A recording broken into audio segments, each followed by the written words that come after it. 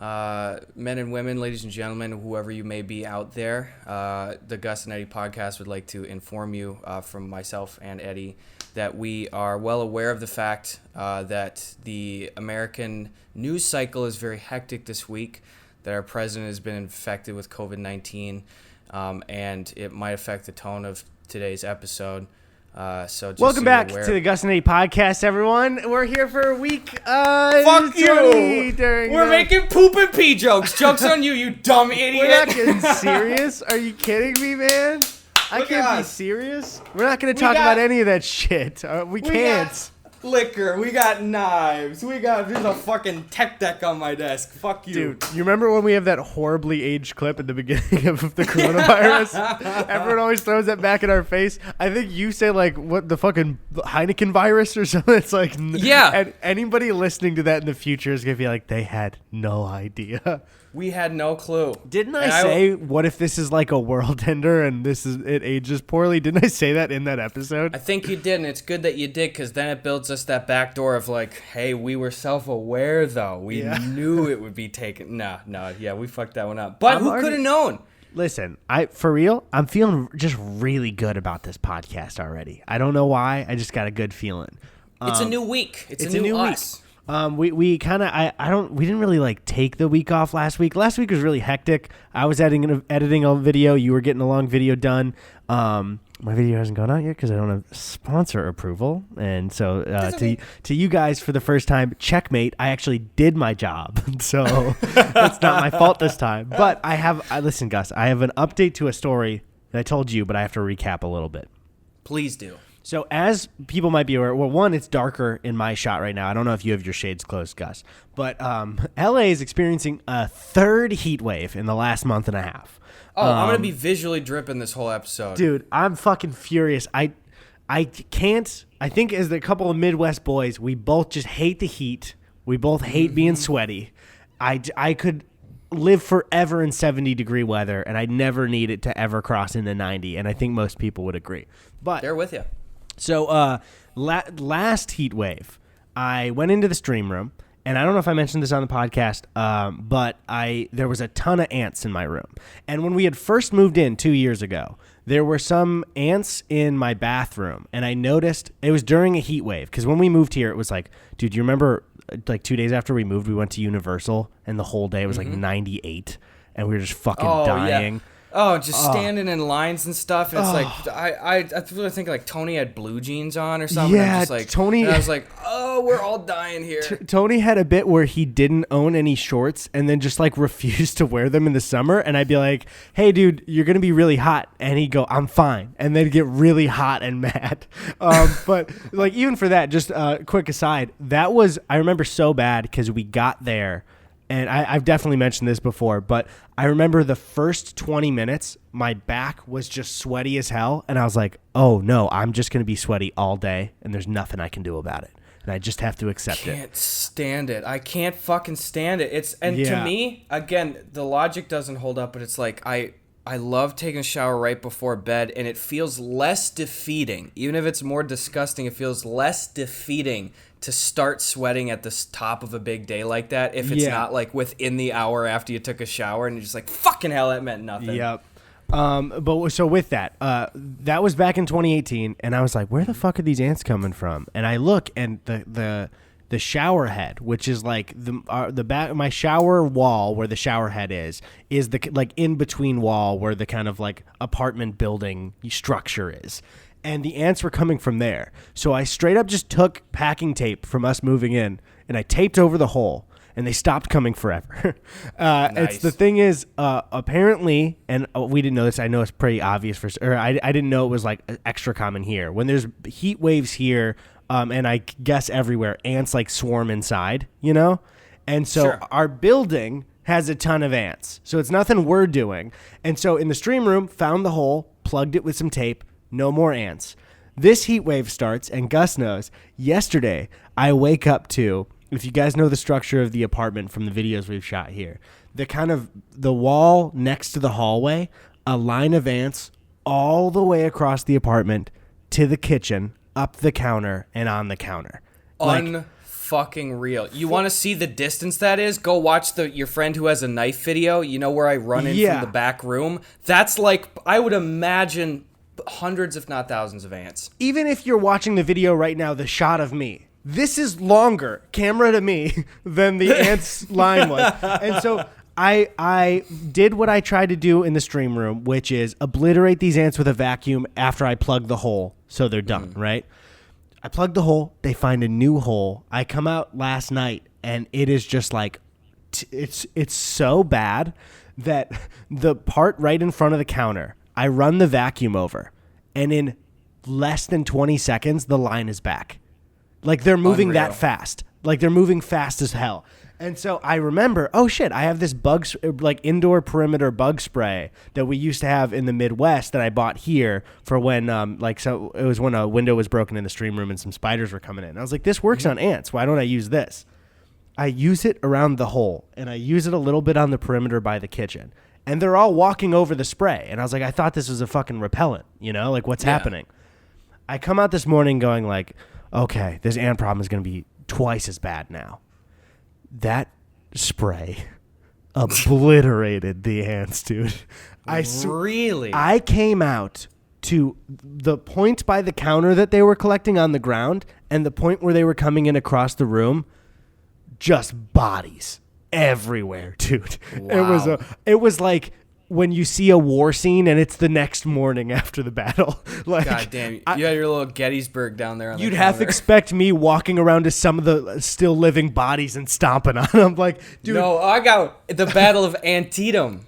the Battle of Eddysburg. Oh, fuck, that's a good one too. Damn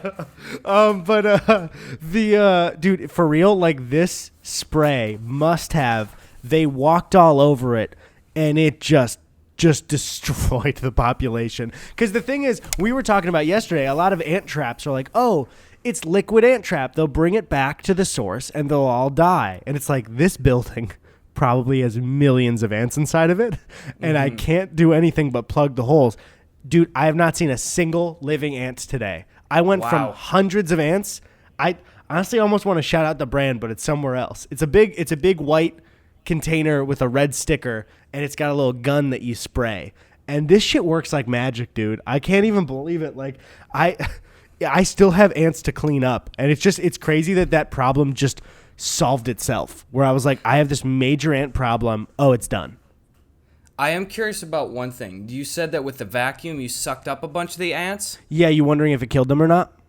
I'm wondering, did you empty that bag out and throw that out there? Yes, but also when I first dealt with the ants on stream, I was like, there's a good chance these things will be living in here if I vacuum them up.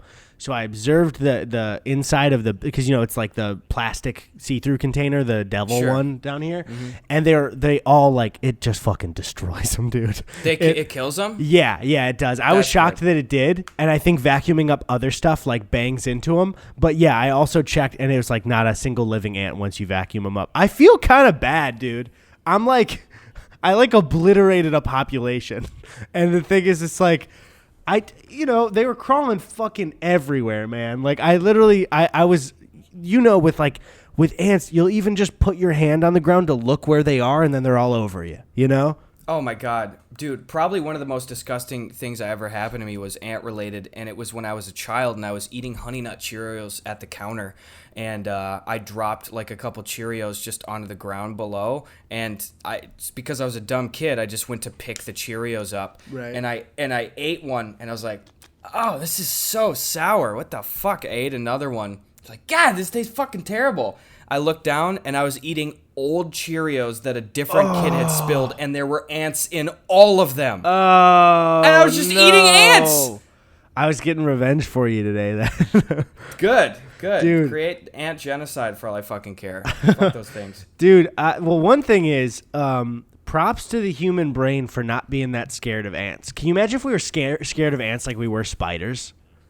Oh my God, it would be devastating. We couldn't go anywhere. What is it about ants that aren't that scary to have on? Like, if an ant's on my hand, I'm like, huh, Well, I think especially compared to a spider, it's like there's the general knowledge out there that it's people assume no matter what, oh, spiders bite. I don't know what's poisonous, and even if not, I can feel all of the individual feet. Like if it's even if it's a daddy long legs, that's the most docile shit ever. It's like fuck that gross. It just seems like a creature and a being, and it's like an ant is almost like one pixel. They're a hive just going mind. Beep beep beep beep beep beep beep beep. You know, it was just like, it was kind of interesting. It made me feel worse where I was I had to like track the line back when it was like first happening because it wasn't a straight line like it was last night, and it was kind of cool. You'd see one walking back and they just run into another one, they communicate a little bit, they keep walking, and it's just like sharing information.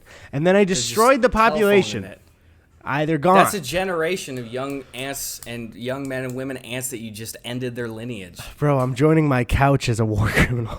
Hey, did you ever, like, growing up at all, did you guys ever have any, like, pest control shit that you had to, like, deal with at all? Or, like mice or roaches or ants or occasionally mice and occasionally ants. I was never really bothered by ants, and I was never that kid. I loved observing anthills when I was a kid, and I never fucked with them. Like, you know, those weird kids, they're like, I'll burn them all. Oh, yeah, I never burned the ants. Yeah, but, like, why was that a thing? When we were kids, I feel like movies were like, hey, you should burn an ant with a magnifying glass. It's like, no, I don't want to do that. Like, why are you telling me that that's an option? It's just fucking weird. Absolutely. But, I feel like we had occasionally, like, a mice situation in our basement. I remember one time we moved, like, a dresser or some kind of cabinet from our garage to our basement, and I think there was a mouse in it, and it got in the basement. One time I was at my friend John's house, when we were like maybe 14, 15, and me, him, and Tony were in the basement playing video games. And I was like, I thought I saw a mouse behind the TV stand, right? Yeah. So I was like, I just saw something move. They were like, what? And we all checked, and there was nothing there.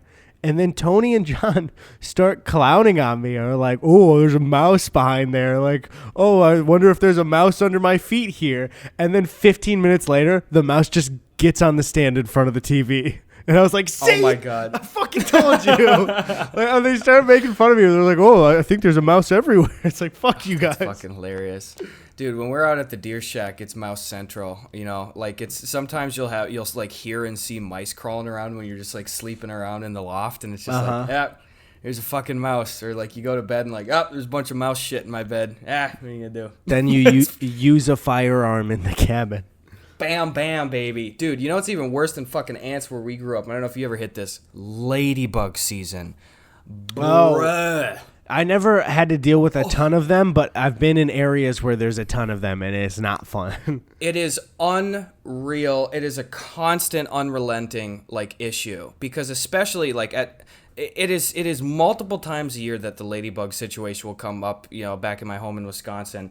And it's like my dad is so affected by it, and I don't blame him, even though it's kind of funny, one of those like dad things where it's like it will destroy his life for like a month, you know, where he'll make it his mission to spend hours every day going out of his way to like vacuum up every single ladybug. Well, but it's at the point though, no joke, where my dad can like during the midst of ladybug season inside our house when we're battening down the hatches and trying to not let shit in, it's like he will spend an hour straight just vacuuming ladybugs, and in another hour it was as if he did nothing. It's that bad. Dude, well, that's the thing is I actually, the most I've ever felt like a dad is recently with this ant stuff is I'm one of those guys where I'm like, I need to protect my home. like I can't Castle allow them doctrine to keep, on these little fuckers. they can't keep getting away with this. Like I can't let these ants just get in everywhere. Cause then, dude, for real, I felt like I was going insane last night. I went to bed after spraying everywhere, and it didn't look like it did anything. Mm-hmm. And I got in bed, and it's because I was using my flashlight to look at the ground, and so it was like a bright. Watching the little ants, and then I went straight to bed and I closed my eyes and I saw them like in that kind of like, you know, eyes closed, like fuzzy light stuff. My brain just conjured the images of ants walking, and I'm like, am I literally seeing them when I close my eyes? Like, is that how obsessed I am with this right now? Yeah, like you're on a lazy river all day and you go to bed and still feels like you're floating. It's like, this is just your fucking life now, dude. I see them in my dreams. I feel them. I smell them. I taste them in my floor Cheerios. They're everywhere. Sometimes I dream that I'm the ant, and I'm walking down, and I see myself stomping and vacuuming, spraying the population. It's I'm just trying to get that front seat view to that cool Twitch stream going on, and then he comes and kills me like I didn't even do anything. In my eyes, you're either an ant that gets vacuumed or an Eddie that's vacuuming, and I'm gonna be that Eddie. Be that Eddie. Go for it. Sorry, what happened? I blacked out. I blacked out too. 7:24 p.m. right now. Jesus Christ. Wow, who would have thunk? We blacked out for 5 hours. You know, I was thinking something today too, and I was wondering, did you ever have like a basketball hoop and shit in your driveway growing up? Yes, we did. When I don't even know when my dad got it when Tony and I got to like, I don't even remember. I know there was one installed when we moved in, just kind of like a cheap one that was cemented down, and it was like real ugly, and I think my dad had it like taken out, and then we got our own plastic one, you know, with like the sandbag type shit on it. Yeah. And I think that was when I was like 10. What about you?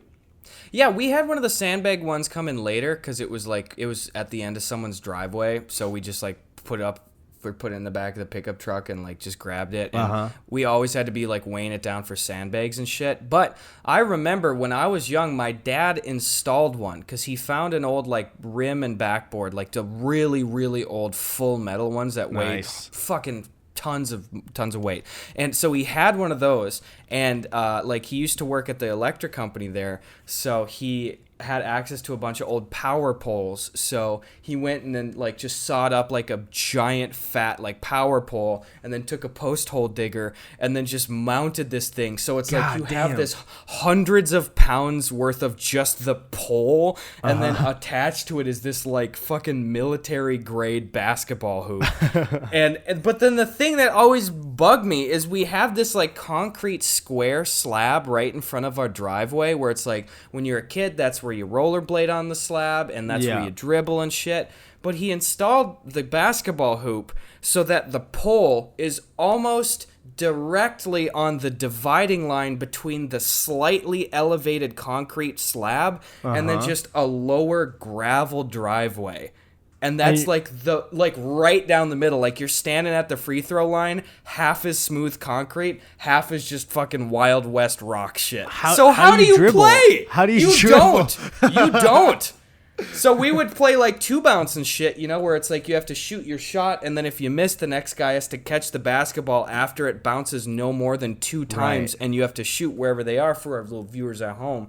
And it's like most of the time you'd get a shot and it would like one bounce land on the corner of the concrete slab. And it's like the next guy, like Thor's sprinting down the driveway and has to shoot like a 7-point full court shot or some shit, you know? Dude, you know what you just reminded me of? When I was a kid, I remember I was like 9 or 10. And I went to my friend's house who had a basketball hoop. And his dad and his friend were playing. And they challenged us to a game. And they played at 100% trying.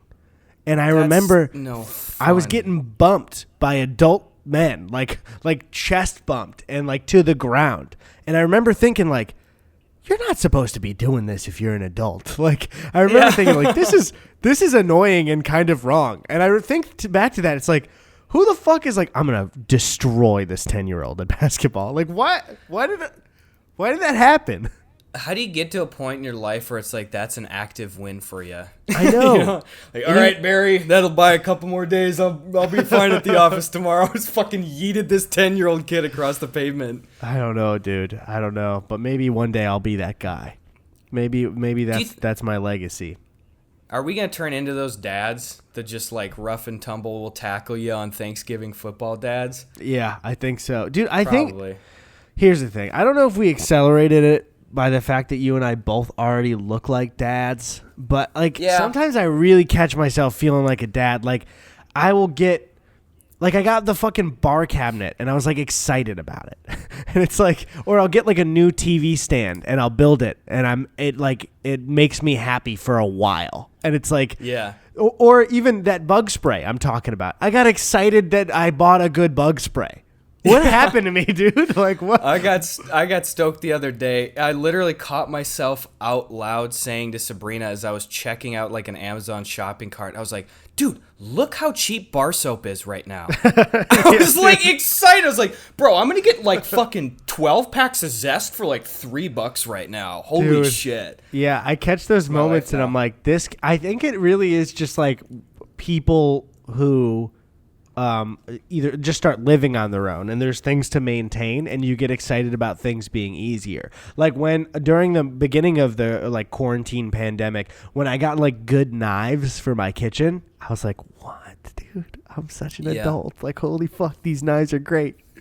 I just am like, it feels so cool having that kind of shit where especially when you lock down certain areas of your environment, you're just like, I got dishes now. Or like, I got this really cool dining room set or something. It just feels like, wow, I'm a guy that's used to living, especially like some of that stuff inherently scares me to some extent when it's like, especially, within the next year or so, if I'm in a larger place or something, it's like, hey, now I need to get a chair or a table that might be, this might be my 5-10 year table. And I'm like, dude, I still feel like I want to go pull shit out of the dumpster at Stout, and like just have like, well, here, I'll get some shit kicker chair that I can use for a year, like I don't want to ever lose. I want to find a healthy balance between like really investing in some good stuff, but then also not losing that sense of just like, yeah, this'll do. Like for all this shit, you guys can't even see every single episode during quarantine. I have used the box to the old vacuum as my mic stand, and I just haven't thrown it out because I'm like, that's a pretty good empty cardboard box, so I just will hold on to that. Dude, well, one thing is my philosophy for it, as you know, we've continued our jobs, is you and I are the same of like I will never be somebody who is like into buying like things to like flex in any way. You know what I mean? It's just not in us. But the only thing I'll spend on something that's, and by nicer, I don't mean nice like wealthy people. I mean like nice for us. Like the mini fridge down here, because before we had your mini fridge, and then I really like obviously you had to take it, and I was like I want one of those kind of nicer clear beverage fridges, and it was $180, and I'm like, you know what? That's going to be fun. It's going to be fun for people to see beers in the fridge, and it's like occasionally that's the only thing I'll kind of spend a little more on if it directly impacts the fun of my life. Like I don't see myself ever buying like a nice car. That's just, I don't know if that's in me. Car guy. I could see myself at some point, like if I got to the point where like financially it was just like I wouldn't even question being able to spend like a big chunk of money on a car, like if it was just a full commitment to something that's like zero, if it's full like electric or something like that, like I'd shell out in the like environmental and long range like department, but it's like I'm not buying a fucking Maserati or dumb shit. Like if we're talking like in the far future, let's say things work out very well for us, it's still a nice car, but it's like I feel like even getting something like a Tesla is different than getting like, and some people are car enthusiasts and it's part of them, and it's like we spend money on different things, but the people who don't, who are like, I'm gonna buy a Range Rover to flex on everyone, it's like, wow. You could think about all the beers you could share with your friends with that money. It's like I'm glad that I'm not this way, and I actively fear and dislike like it. To me, the notion that I would have a nice car that I would need to maintain, protect, spend a lot of money on for the rest of me having it, maintenance and like insurance and shit. I think it's because we're just not enthusiasts about it. And that's the thing is like, if you're a car guy, absolutely do that. That's what makes you happy. But if you're not a car person and you're just like, my dad bought me a Range Rover, so that's pretty cool. It's like, exactly. And it's like for the people that are just doing it for like appearances again too, it's like I understand if it's a hobby, but it's again not even knocking it. It's the level of implicit stress that comes with that, and just you're adding more stressors into your life. Like I want my car, I miss my old fucking 2000 Ford Taurus, that my dad helped me with a little bit of cash that we bought when I was a sophomore in high school, because it's like I would go drive that to the woods and maybe I'd fucking like scrape against a tree and I'd go, scraped against a tree. Wouldn't even bother me for 5 minutes. You know what I mean? Yeah, dude, that's with Tony and I have a Hyundai Accent that's pretty old, and we got it when when we started college, and even like at this point it's got like a couple of repairs and stuff, but it's still that level of like, this is not a huge investment that we're super have to be like, I'm careful with the car, but it is that thing of like, if you get a new car and the check engine light goes on and you're like, fuck, you know? I know. Like, yeah. That's, dude. I don't know. I do miss, one thing is, because we've had friends out here be like, why don't you guys have cars? It's like, I just don't need one yet. And also, why would I get one if I needed one? You know, I'm surprised. I'm honestly surprised. Like, wait, sorry. Were you finishing the point first before I say this? Oh, go ahead. You're good. Okay, and this isn't singling anyone out, but Eddie, yes, to our people, like, I'm fucking surprised at how many people, not even not in like a shitty way, but are even like, wow, like, you guys really need to get cars. It's like, what? No, we don't. Don't drag me down to your fucking car obligation. You know what Eddie and I do? We go get breakfast. Maybe we spend $5. Bitch, I walk away from my scooter when I'm done. I don't need a fucking car. Like, you know how expensive that would be? Like, the initial cost, I can, even pre-pandemic, like, I can get on a scooter and a wheels bike a couple times a week, and it's gonna take fucking years and years for, like, a car investment, even a mid to low range car, like, something in the 5 to 15K range or something. It would take years for that to pay for itself, on top of investment, parking, maintenance, all this shit. Fuck that noise. I want to walk away when I'm done. That's the big thing is, you and I have the absolute, like, 100%, especially during the pandemic, like, privilege of working from home to a degree. Mm-hmm. And it's like, but we have people in the, like, the industry with us being like, why don't you have a car? And it's like, dude, I am blessed to not need one. Why would I get one and add that stress to my life, man? I don't need it. I actively don't get it, and I will always be going, even besides, like, you know, YouTuber or like industry friends and stuff, like, I'll go to like meetings or like a shoot or something, and it'll be like, oh, I'm gonna call an Uber home, and there's always at least like a couple people like, oh, did you not drive? You don't have a car? It's like, it surprises people. You know who are saving grace with that stuff? Who? Fucking Chris Ray Gunn, baby. Chris Ray Gunn moved here and is the only one on our side here where he's like, why would I need one? Why would I get one? And it's like, that's what I'm saying, bro. Stay the fucking course, Chris. Don't get a car. Don't. We're never getting cars. This is gonna be like a game of. This feels like I'm in a Christian youth group in 8th grade. Guys, we'll never be the ones to smoke weed and drink and have sex with women, right? Everybody, hands in, pact. Wait, no, you made a pact not to have sex with women? No, I just was throwing. I never did. I never personally did that. You can roast me in the comments though. You're like, oh, I didn't put my hand in when they said that one. I made the pact for the other stuff. I crossed my hand. I actually put my foot in. They didn't notice. I crossed my toes while I was doing it. Don't dime on us, Chris. Don't fucking get a car. If you get a car, I will come steal your car and run you over with your car. I just don't understand why other people want me to buy things. You know what I mean? That's the problem. What the fuck am I gonna do? It's like I get that people look at their own situation and are like, I don't know how I could live without my car. And first of all, yeah, maybe. But even in most of the people that say that are other YouTubers, and it's like, I know you're just inside most of the time, even pre-pandemic. Like, yeah, it's nice to have, but you don't fucking need that car. You don't need that car.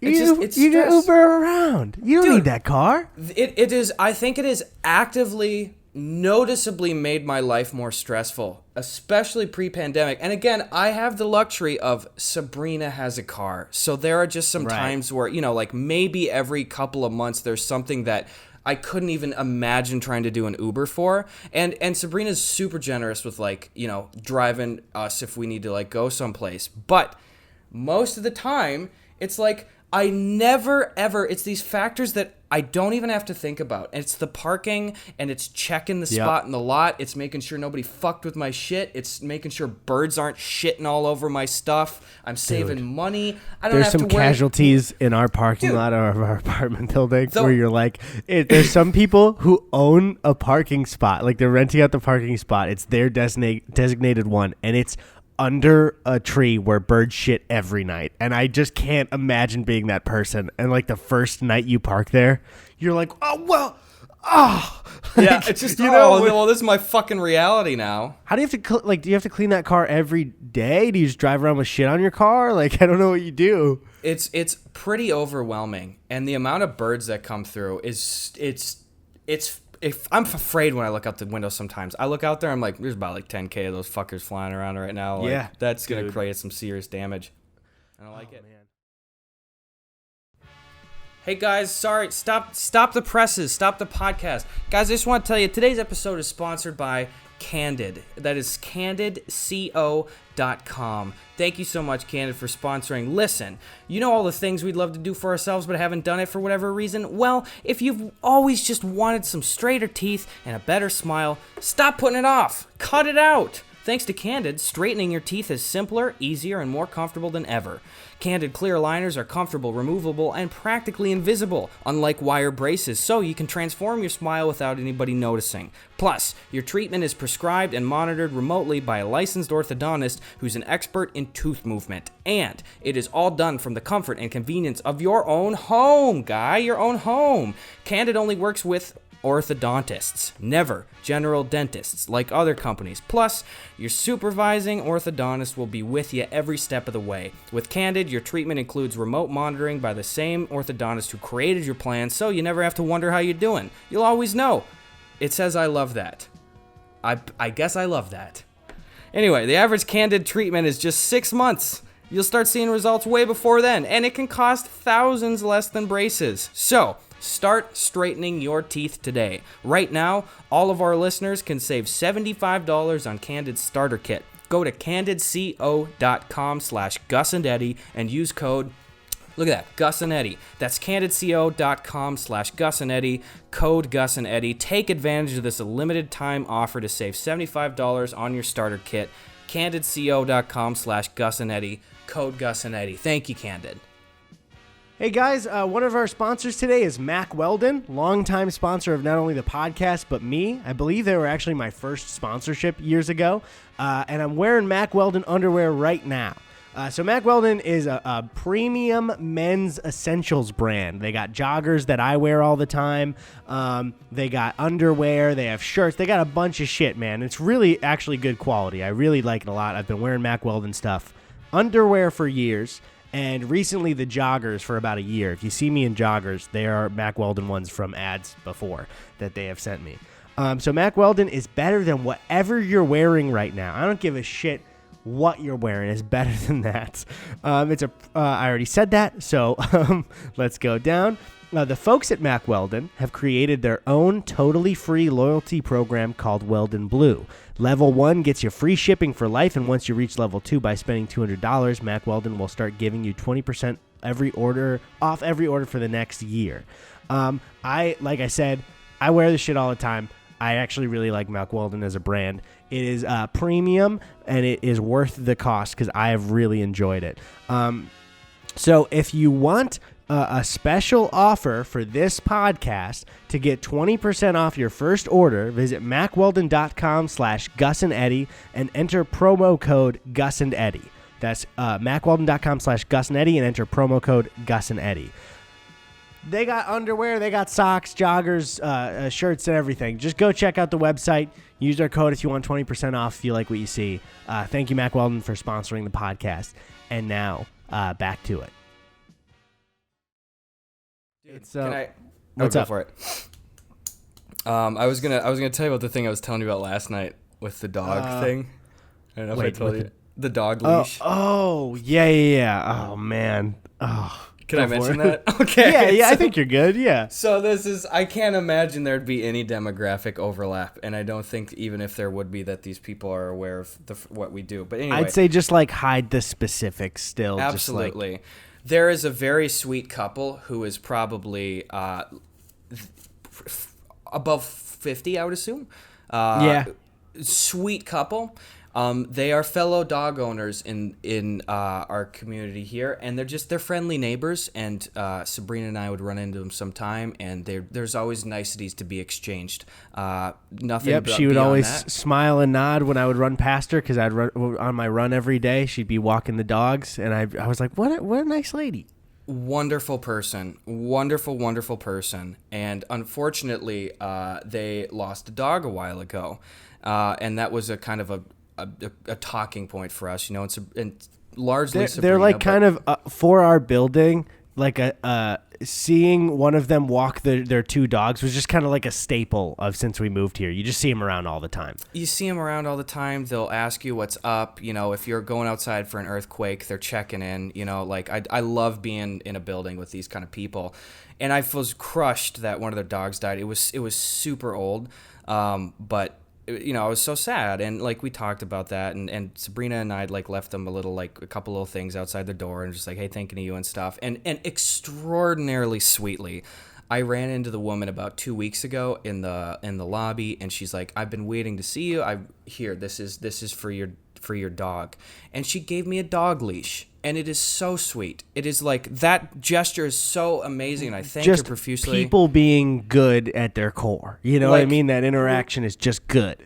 Absolutely. Now, separate from that, this is where I turn into a little bit of a piece of shit. Just objectively, the leash is fucking terrible. It is like I'd be shocked if it was 4 feet long. It's like plastic. It's not retractable. It's just one leash. And like, I really like having that option. You know, Eva, our dog, is curious. She wants to go up to people. Sometimes you got to, you know, pinch the thing down and be like, no, Eva, you can't go up to, you know? Yeah. So and you said it was the color too. It's hot pink and it's studded, which is like, I don't care, like appearance wise, but functionality. It's like, I have to basically be tripping over this dog with a leash that is plastic and will deteriorate, and I can't retract it. And it's just like, actively, I don't want to use this leash. And it's not the biggest thing in the world. I'm Larry Daviding the fuck out of this situation. But it just, now I'm just like, God damn it. Now I don't want to run into these guys because I'm not going to use that fucking leash. I'm sorry, that thing is so sweet, but I can't use this leash. It makes my experience so much worse. And I don't want you to see me not using the leash. Thank you. I love you, but give me like a plant or something. Do you think like 1 or 2 appearances of the leash would be a good enough gesture? I think it would, absolutely. Because then what happens if you stop using it? Is she like, did he break the leash that I gave him? And then do I get another leash, and then I just have this whole leash capade that I have to fucking keep up this facade? Did the leash belong to that dog? No, because it came plastic wrapped with like an online so it was Amazon new. It was a new leash. So it's good. New. That's good, because if it was that leash, and you weren't using it, or if you used it and then she thought you broke it, oh boy, that would be awful. Okay, this is just one of those horrible things where it's just like, oh man, like it really is that Larry David thing of like, what do you do here? Because it's so, like, the leash that we have is just, you know, standard. It's a black retractable leash, and it's so noticeable. You know, like, I think you've got to make an appearance with the leash. But here's the thing, though, is I run into him often, and we talked about that too. And then, like, the day it happened, I was like, well, maybe if we start using it. And then it's like, well, we didn't see him for like 5 days, you know? So it's like, if I had started using that leash, you might have to use it for like a week. I don't want to use it, Eddie. You use it. Shh, I don't have a dog. Get one, damn it. I'm not using this fucking leash. I'll be like the dog girl from TikTok, and you'll see Chrissy walking me on one of those leashes outside. Yeah. Can I go get the leash right now just to verify it? Is that worth it? You shouldn't. I don't think you should show it. I don't think you should show it for entertainment. That's why, because some people might identify on the leash, and then we'll. And also, it's just like she gave you that gift, and we want to be like, look at this thing. You know what I mean? It's very sweet. It's that's the thing is in this situation, it's like I don't want to create a problem, and it's so mega sweet, and I feel bad because it's like. It is already a challenge for me sometimes, you know, like Eva, the dog, is in love with Sabrina. This is a dog that she's had for 11 years, you know, and has had to stay with her mom for a while and stuff. So it already was a bit of a long journey, just kind of getting her to be 100% excited and chill with just me taking her out for a walk, you know, a lot of times. Right, because she's like, a real kind of nervous and chill dog, right? Yeah, like she's really chill, but she's like... But she really feels so much more comfortable when Sabrina is around. Like, she's not going to be barking and yipping and misbehaving, but it's like, you know, Sabrina leaves, and sometimes it's like she'll just go wait by the door, even when I'm in there, and it's like I can give her a treat and she'll come over. But so it's already a lot sometimes, and sometimes it's like maybe have like a window of like 20 minutes in the evening or something where I already got to take her out. And sometimes, you know, she's an older dog. She's over 11 years old. And sometimes she's kind of fickle and might want to like try to tug in the other direction or go off and do something. And it's just like, I don't like the walk is already kind of difficult enough to do sometimes to just make sure she's comfortable. And especially pandemic wise, it's like, I'm not going up to people. Like it was it was great and awful getting a dog from, this is essentially my first dog, you know, during the pandemic. I heard this from a bunch of dog owners during the pandemic, is that a lot of other dog owners or people will come up to your dog and not like be wearing a mask and like trying to be as social as normal. And it's like, you can't I'm do like, that. dude, this is a time where I'm like, there's so many shitty, selfish fucking people in the world. And more than anything, I want to have these connections with these people who just probably aren't these fucking shitty, selfish people. But it's like, I don't, like, I can't interact with you right now, humanity. Yeah. You know, like, I can't have this, and it sneaks up on you so fucking quick. The rare event where it's like, maybe you gotta take her to the vet, or maybe it's like, Sabrina has to, like, get out of the car to, like, go run into a pharmacy to, like, pick up water or some shit, you know, and it's like, they'll come out of fucking nowhere, you know? Dude. Here's, like, an 80-year-old, well, not 80, but, like, a 60-year-old woman comes up, oh my goodness, look at her, and it's like, whoa! Yeah, you don't want to be responsible. Touched someone in 3 months other than my girlfriend. Yeah. Like, go away, please. I love you, and you're a great member of the community, and I value you, and I really want to like reinforce these positive things. But fuck you for the next 6 to 10 months. Get out of here. Actually, mini rant thing. It made me furious. So I still run every day here, and I've mentioned that on the podcast before. And I am still so careful. Well, one, I run with my mask every day, and I see so many in shape people running without a mask on in this city area, and it's like, what in the fuck are you doing? Like, if I can run with a mask, you can run with a mask if you look healthier than me. You know what I mean? Like, It's not in every circumstance, but you understand. Like, sure. The main thing though is yesterday was the first, and is the only mention we'll have of it, was the first day that the leader of the free world had the pandemic virus, right? It had COVID. I saw the least amount of masks I've ever seen last night when I went for a run. It was Friday night. Saw multiple people running without masks. Saw a family grouped together on 5 bikes, all no masks, riding around other people. Not like a bike ride out in the open in a suburb. I'm talking riding on city streets. And it's just like, how did this not shock you guys into wearing a mask if this happened? You know what I mean? Like, for fuck's sake, I'm literally running into traffic sometimes to avoid people without masks. And it's just like, I literally even avoid people with my mask on because I'm like, oh, I'm running. I might be breathing heavier. I should probably get out of the way. That's it. That's all I'm going to talk about with that. With the president shit, yeah. And I don't want to get on a rabbit hole too, and we've said this in some form before, but what kills me and is so weird is it's like I felt like never before have I lived in a time where so many people or groups of people are just arguably living in completely different realities, you know? Like their day-to-day reality, and it's like I have struggled so much with trying to maintain like positivity and hope when it comes to like my fellow man, and I really feel like a huge side effect for me personally of this whole ordeal is I just hate people more. I just fucking do. You know what I was thinking about that's kind of redeeming though? What? We're seeing the only people we see that like we see some people, a lot of people that are careful with masks, but like I was thinking, I get so mad when I'm like on a run, I see people like not being taking proper precautions, but the people that are inside. That's why we're not seeing them. Yeah. You know what I mean? They're just inside their home. And so we're just seeing the worst of it. I absolutely agree, and it's disappointing how much it is. And it's like the amount of fucking just bitterness and vitriol that I have, though, just in the little things, and it just absolutely takes the breath out of me and just knocks me down a peg, is it's in those small instances where I wish I could not let it bug me and I could get away from it. But it's like, I go down to take out the dog, every fucking time I get into that elevator, I'm like, somebody might try to get in, they could get me sick, and me and my family is sick, you know? Yeah, dude. Well, I think an issue, and it's something you and I share in common, is for people who, actually, I don't need to clarify, you guys listen to the podcast. Gus and I fixate on the small things that bother us. Like, if somebody slightly wrongs me on my walk outside, like even pre-pandemic, Gus is hearing about it, Tony's hearing about it, Chris is hearing about it. Like, yep. I'm complaining to everybody. Like, can you believe this fucking guy? There's actually one time in the beginning of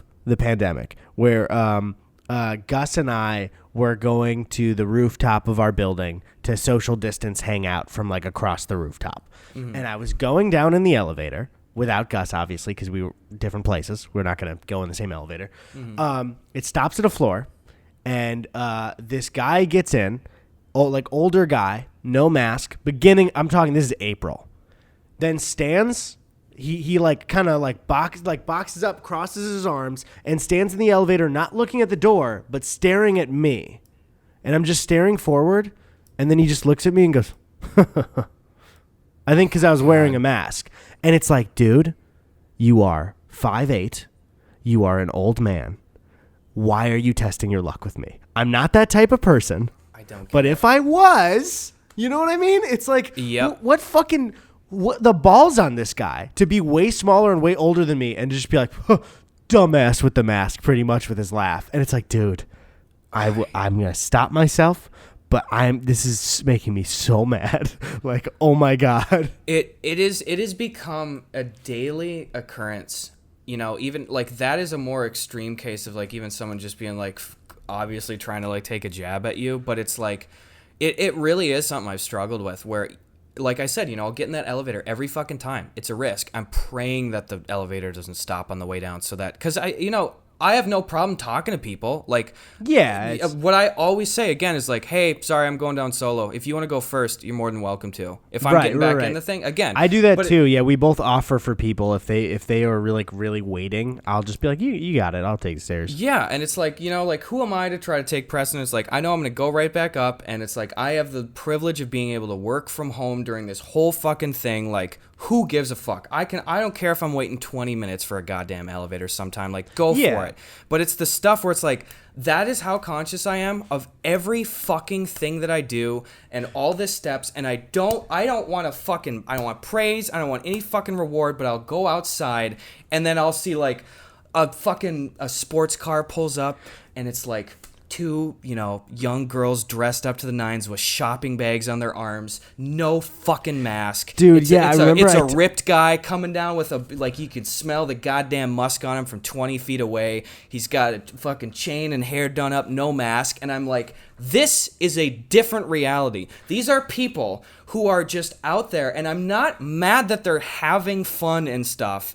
I'm just mad that it's like it is not even on their radar that they should even consider altering it.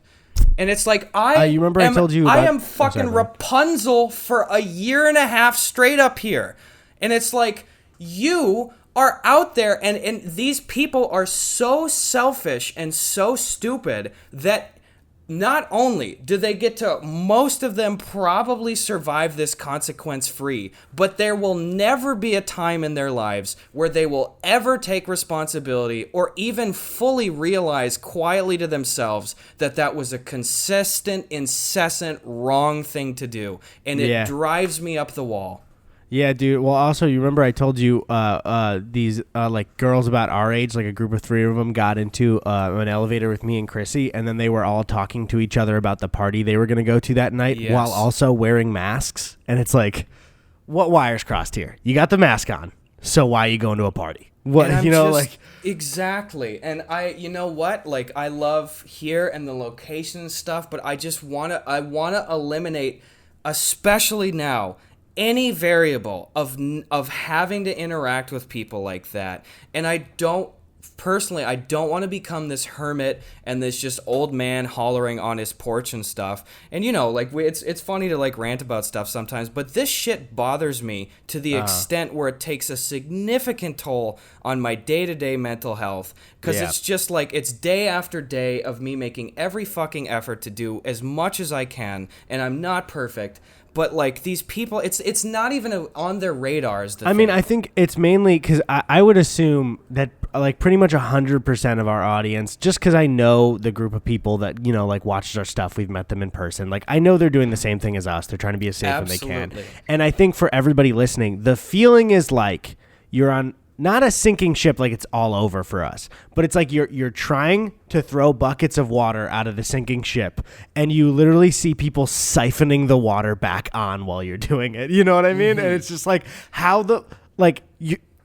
that's it. That's all I have. We've said this a million times. It's all I've got. You know what I mean? Like, yeah. I just want to let's move on to some fucking positive shit. I just don't want to think about boys. I want to hear from my fucking boys. Let's hear from our fucking boys. Where are my goddamn boys at? Follow us on Twitter at Eddie Burback and at Gus Buckets to ask us some preguntas. That's questions. Preguntas, Preguntas. Preguntas is questions in Spanish.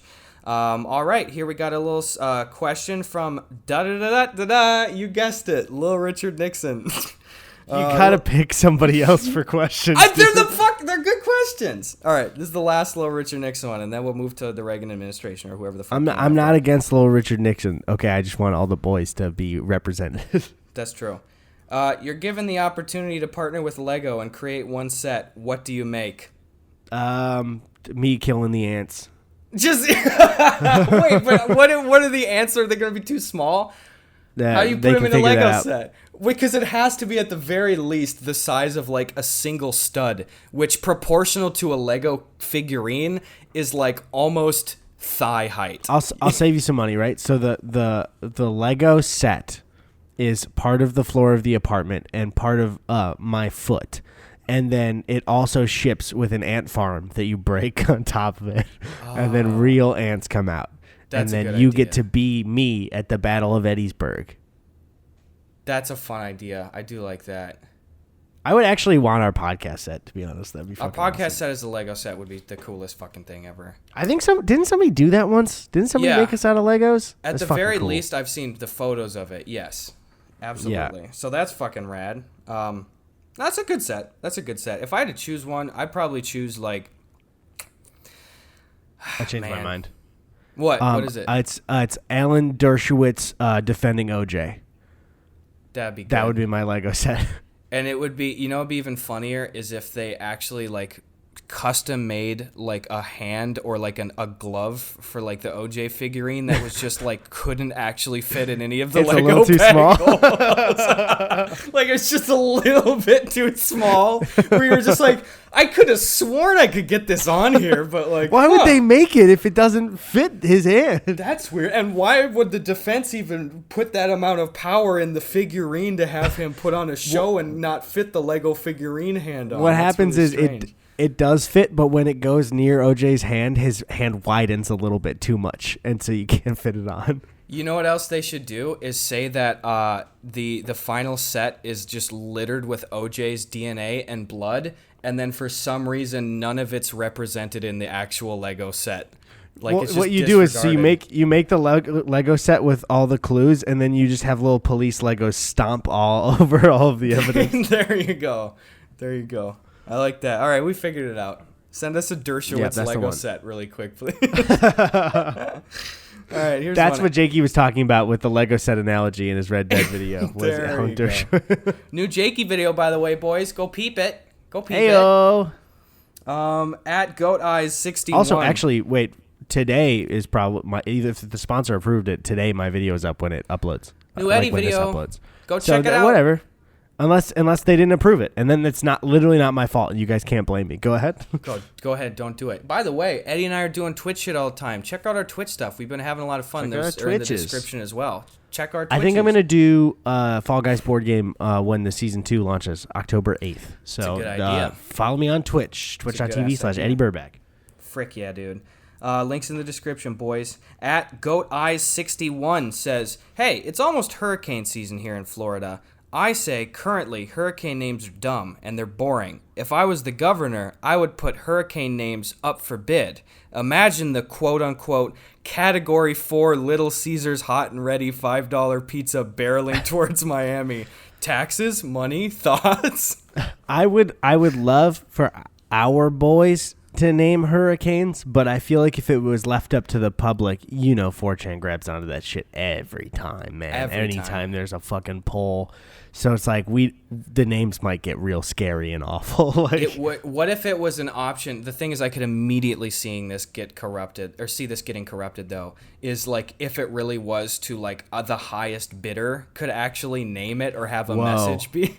But then it would be like... Everything's going to be Hurricane Bezos from now on. Yeah, it would be. But then it would be shit like Geico presents many communities, especially minority communities, indiscriminately getting impacted by this natural disaster at the expense of lots of folks.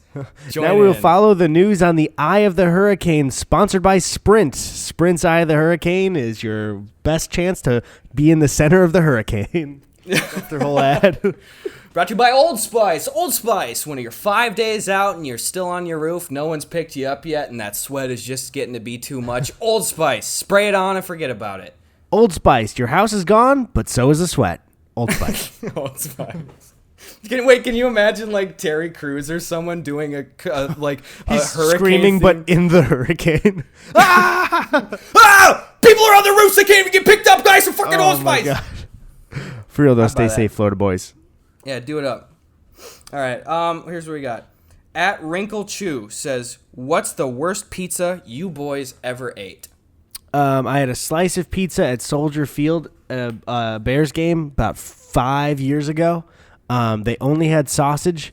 It was way undercooked and doughy. It had way too much cheese and was bad cheese, and the sausage was gross. And it was like anything bad about a pizza could have gone wrong did. The crust was fucking terrible. The sauce was disgusting. Yikes. The sauce was like straight like dipping marinara for like mozzarella sticks. And it was just like, what happened here? Like with there was no tang, It was too sweet, almost just sugar. Yeah, sugar. dude, I was straight up like, this is and especially because I think I had to pay like $10 for the slice because it was Soldier Field.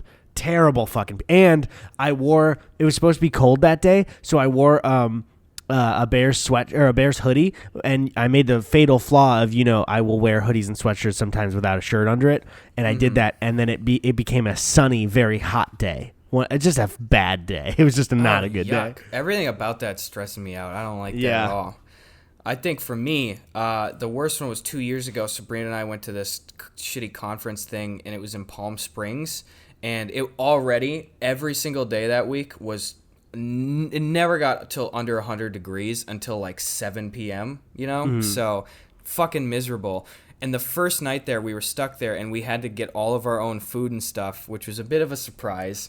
And we went to go get a pizza from like the only place that wasn't like a stupid expensive restaurant. It was a shitty, just greasy, one like middle-aged, what do you want? Guy running like a pool stand kind of thing, And we went up and we ordered a pizza, and it was like a 12-inch pizza, and it was like $28. Fucking almost $30, and I get back, and it was like after a full day of sweating and just being miserable and not having stuff, and like I fucking spent $30 for this tiny pizza, and I get to the hotel and I open the box, and you can tell immediately, this is going to be one of the worst things I've ever eaten. Like, it just was that. Was it undercooked? Because that's when it's like doughy and the cheese isn't fully like kind of melted. That's what I hate the most. I can't fucking stand it. Exactly that, where it's like, you didn't.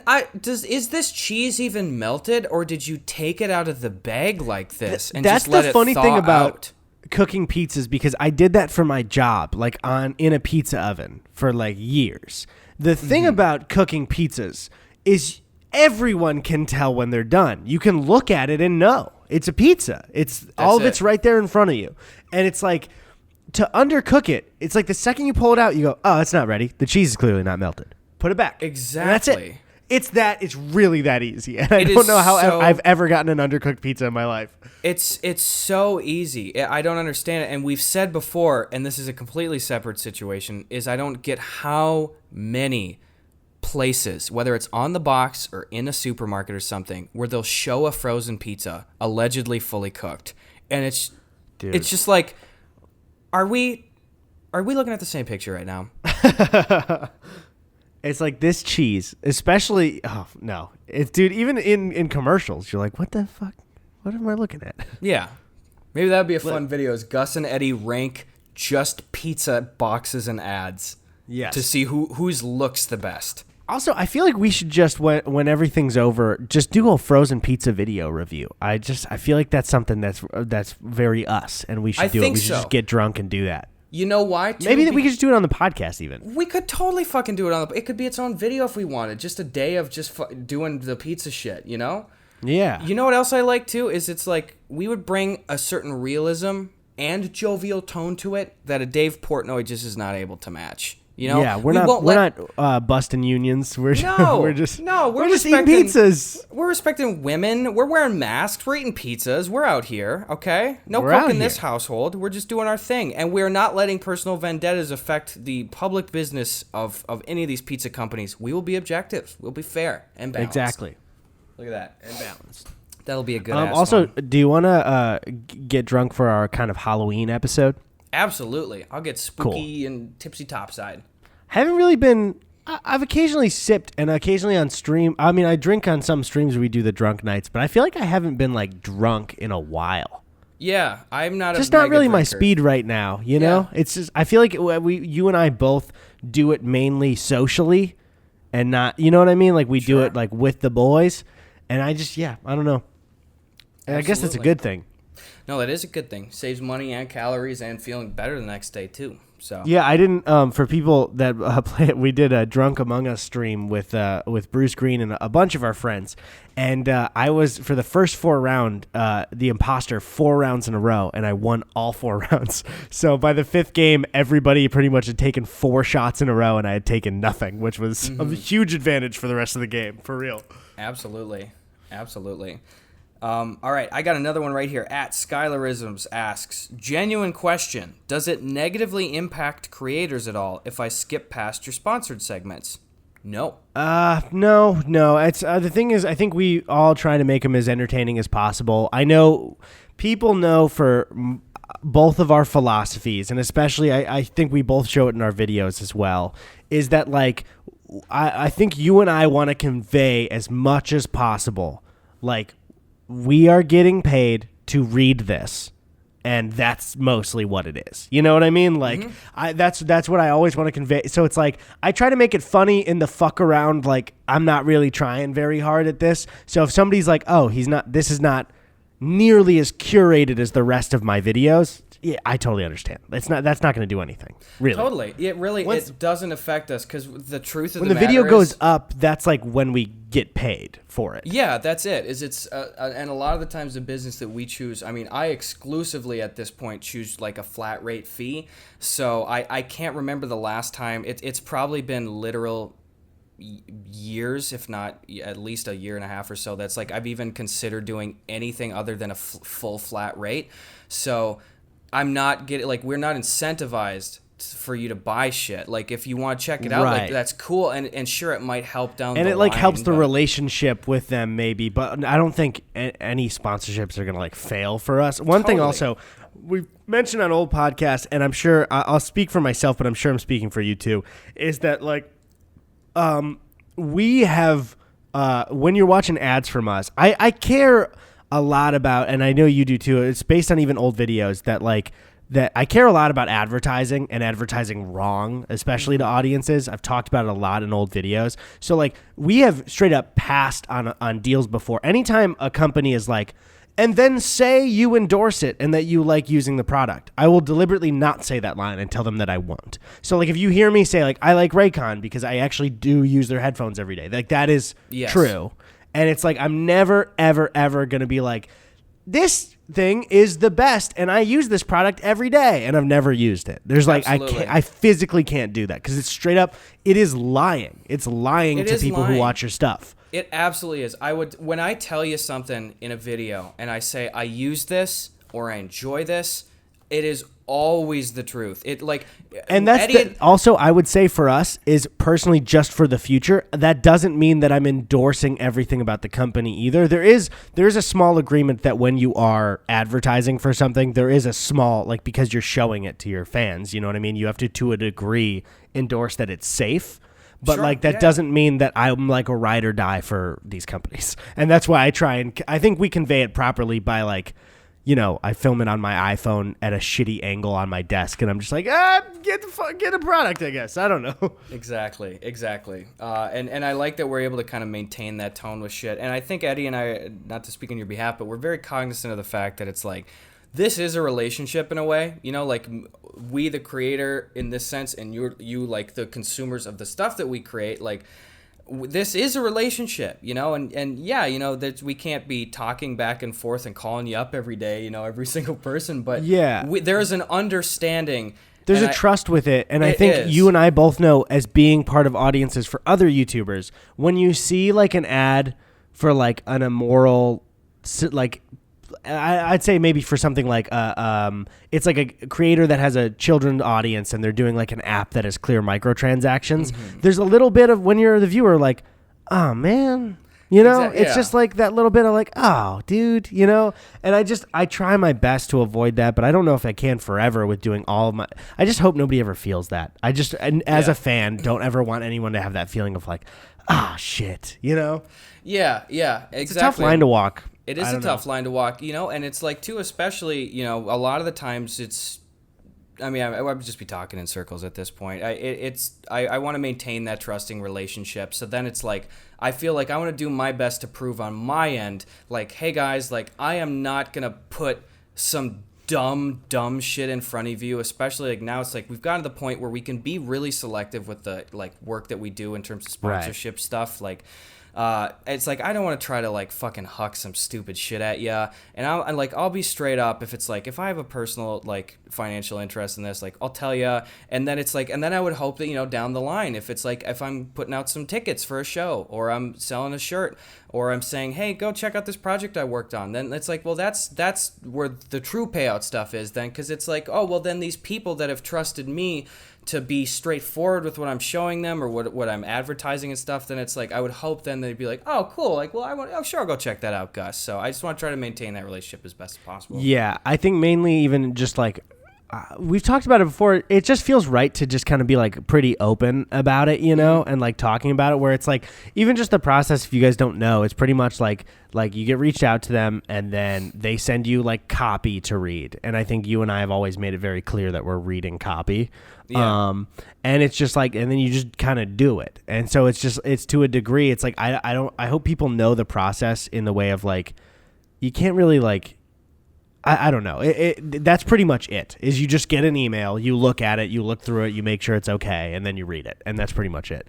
Yeah. Just thought I would have appreciated when we were watching other YouTube people like that, just to hear it, you know? Oh, absolutely. And we've said this before, and I think it's something that it's like I want to try to be good at remembering to even cast this out again too. And again, you know, we can't communicate with other people, but if it's like, if you're a creator and you've been doing this for a while and like you are starting to field some sponsorship stuff, whether or not like I can get back to you, like please reach out to other YouTubers. Like, there are so many people, myself included, that at multiple times in their career will get to the point where you're like, oh, thank God I'm not working with that person, or thank God I got out of that. Like, now I have it figured out. And for even me, I've been essentially doing this for 5 years full time, you know?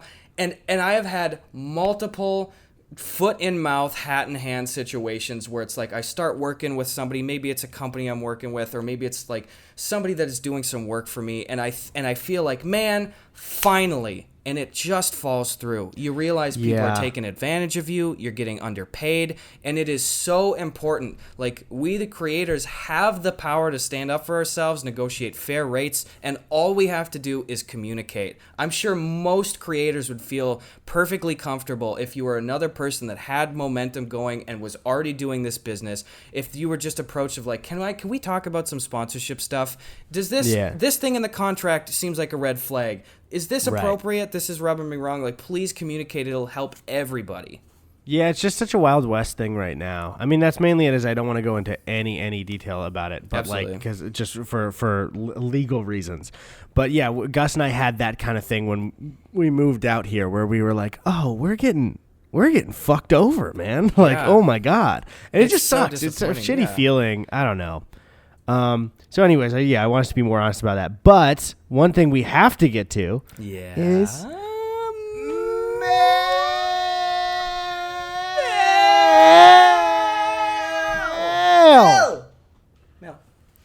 Let's open mail. So I had an interesting one. So it's addressed to Gus Eddy. Okay. And it's from the Foundation for a Drug-Free World. Good start already. Are there drugs in there? I think so. It's from California, so maybe. Could be. Hold on. Okay, so there's a folder like from high school. So it says, "Dear Gus and Eddy." Fucking hell! Somebody signed us up for their.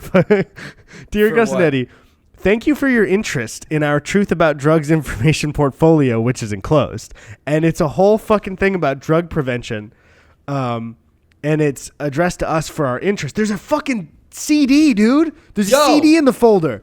Is there drugs on the CD? Can we do lines of coke off the back of the CD? I mean, I guess it's reflective, so that'd be very cinematic, but no. Darn it. Isn't that what they do in movies? They go like a mirror table. Yeah, that'd be nice. Creating a drug-free world. New information on synthetic drugs. Okay, there's some pamphlet stuff too. Reach young people with the truth about drugs. We have to watch. Oh, there's DVD. Maybe I can make a video about this. Maybe we're already reaching young people. So yeah, we're I mean, halfway there. Sequel to the Dare video, maybe. That just reminds me. Oh, I've been looking for fucking everywhere for this program. I'm at the point where I'm going to kind of show half a hand here before I forget about it. Does anybody? I'm looking for the old tapes I used to watch in an old guidance class called "Be Cool." It was. You asked for these before too. And no on the one podcast. found them. I know, and it's like it was like kids would get into stressful situations, and then they would put on a pair of glasses, and electricity would go. I think somebody found it for you. I think that was on the subreddit.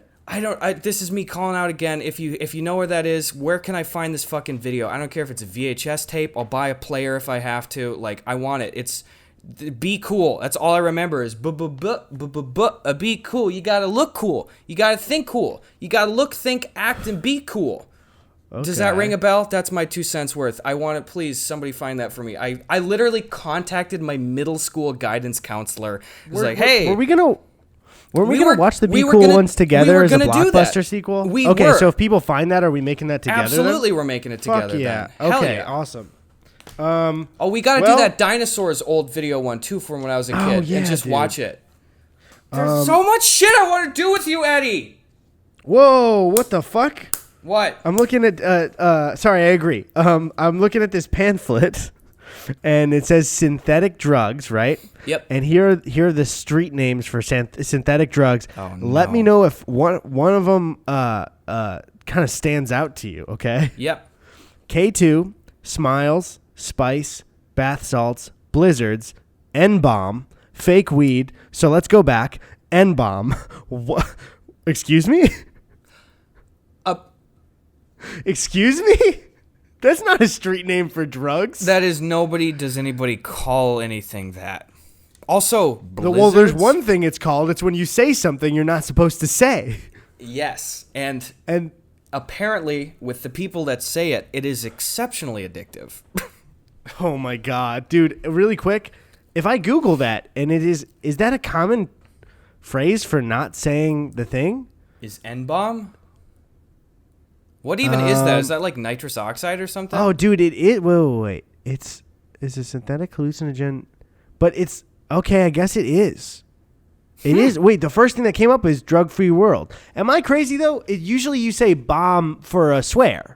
Yeah, like the F-bomb, dropping the F-bomb right? or the I'm N-bomb. not crazy, right? That's a phrase. It's a term that I've heard many times before, is dropping the N-bomb or something. What kind of fucking asshole made a synthetic drug and started calling it that? That's terrible. That's probably the only bad thing they've ever done, too, which is crazy. It's like creating the drug wasn't even bad, but calling it that. Yo, was there blizzards in there, too? Yeah. I think the synthetic drug made World of Warcraft. Yeah, I guess so. You know, perhaps, and that's a drug in and of itself. Perhaps I'm a sheltered Midwest child here, but I haven't heard the names of half of these fuckers. Smiles? Dude, wait. Some people call LSD Purple Hearts. That seems kind of fucked up. That's weird. Are these guys California just taking sunshine. like right-wing talking points? Well, the Purple thing is, I heart looked it up, and the first real result, other than the Google result, is the website for the Drug-Free World. So it's like, did you guys make this term? Or this feels very much like Pussy on the Chain Wax or some shit, where it's like you're really trying to get something to stick. Speaking You guys of have that heard sketch. of them. Whizzers, pissers, knickknacks, tallywhackers. Dude. Don't do any of that. Speaking of that sketch, so people who don't know, there's a Key and Peele sketch where it's a sketch about like slang you've never heard of, and the slang is put that pussy on the chain wax. And I was watching that, and I believe like end of high school, and I was watching, and my mom was in the room, and I was like, when are they gonna stop saying it? And they just kept going, kept going, and then my mom at one point was like, can you just change the channel? I was like, yeah, of course. Like, I'm so sorry. It was around the point where I'm like, oh, I can watch, some comedy things with my parents around. Yeah. And then they just kept saying it. And I was just like, it was awful. Yeah, that's a rough one. That's unrelenting. Anything else in that drug packet? I mean, a lot of paper, a lot of drugs. wasted paper. Rolling They paper, could have just said, go to the website. Dude, like there's the answer to the global epidemic. Are we talking about what? Whoa. Are we talking about the drug epidemic, or are they like, the family came to, no, they're just talking about drugs. Well, thanks for our interest in this, whoever signed us up for it. Now, Eddie and I are so smart about drugs, so that's good. Order today. Is it drugs or... Oh, they have so many. The truth about drugs, the truth about marijuana, the truth about alcohol, the truth about synthetic drugs, the truth about ecstasy, the truth about cocaine, the truth about crystal meth. They got like 15 of these. Really? 50 booklets per box. What? Oh, Guys, for distribution, baby. Make it digitally. Don't waste this much. It's so weird because it's like nobody already wants to probably just enjoy reading that material, and then the fact that it is a paper booklet, it's like, who will see this? Yeah, man. Like the demographic of people who would actually look into information you'd find in a paper pamphlet versus people who are doing drugs, I can't imagine that's going to overlap like significantly. I know statistically DARE didn't work, and that was what my whole old video was about, but the image of like the really like fucked up contrast brightness image of a spoon with fire under it still just makes me panic. Yeah. From That's growing up. evil. I think it worked on me, but statistically it doesn't, but I think DARE worked on me cuz I've never smoked cigarettes. It did not work on me with weed and alcohol. That is for sure. Work but everything else it worked for. So I give that to DARE, but it definitely didn't work on me for those two things. That's true. So it was just a single DARE. It wasn't a real double DARE situation. But I worked waited. a little bit. I waited until I was older and responsible and not in high school, and I'm glad I did that. I'm very glad I waited until I was out of high school. Yeah. I really don't think you should. I really just don't think you should fuck with your brain chemicals while you're still growing like that. But whatever. I can't advocate for anything. I'm not a doctor. Exactly. I am. I'll advocate for that. So don't do that. Wait, no, Gus. Yeah, I'm a doctor, so I thought for a second I started saying that and was like, maybe that'll be the abrupt ending, but it just it didn't work. And so what we're gonna do is Gus, you're gonna say something. You're gonna say something funny, and then I'm gonna say something funny. And it's gonna go. Okay. I don't. So say something funny. Say something funny. Go say something funny now. Go say it. I'm sorry, but I will have to diagnose you with just not being right here. So, frankly, I'm going to just take the reins. Guys. Another day, another dollar. We're going to have to put you down.